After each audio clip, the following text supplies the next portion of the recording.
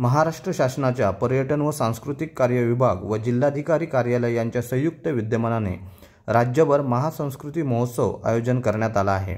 या पार्श्वभूमीवर सिंधुदुर्ग जिल्ह्यातील सावंतवाडी नगर परिषदेच्या ताब्यातील जिमखाना मैदान येथे 6 ते 10 फेब्रुवारी दरम्यान या महासंस्कृती महोत्सवाचे आयोजन करण्यात आले आहे। दरम्यान आज संध्याकाळी जिल्हाधिकारी किशोर तावडे यांनी जिमखाना मैदानाला भेट देत येथील नियोजनाची पाहणी केली। यावेळी तहसीलदार श्रीधर पाटील, नायब महसूल तहसीलदार मनोज मुसळे, श्री चव्हाण, मुख्याधिकारी साळुंके, पोलीस निरीक्षक ऋषिकेश अधिकारी, API अमित गोते आदी पदाधिकारी उपस्थित होते। स्वातंत्र्याचा अमृत महोत्सव अंतर्गत विविध नाविन्यपूर्ण उपक्रम व कार्यक्रम यांचे आयोजन राज्य शासनामार्फत करण्यात येत आहे।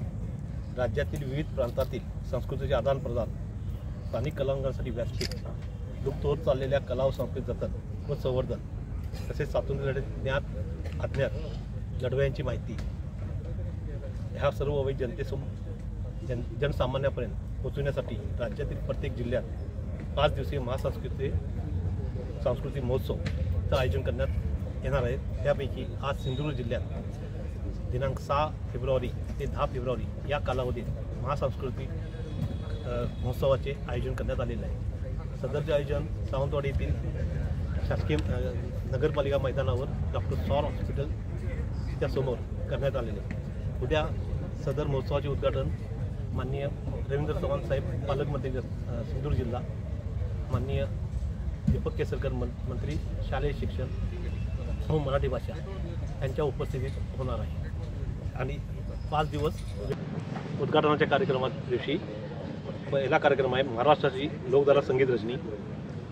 7 तारीखला महाराष्ट्राची संस्कृती, गुरुवार 8 फेब्रुवारी महानाट्य शोभा, शुक्रवार 9 फेब्रुवारी मराठी बाणा आणि शनिवारी 10 फेब्रुवारी अवधूत गुप्ते संगीत रचना। आणि या सदरच्या कार्यक्रमाचे आयोजन या ठिकाणी करण्यात आले, सावंतवाडी येथील नगर परिषद मैदानावर करण्यात आले। तरी जिल्ह्यातील सर्व नागरिकांनी सदर कार्यक्रमाचा लाभ घ्यावा ही विनंती।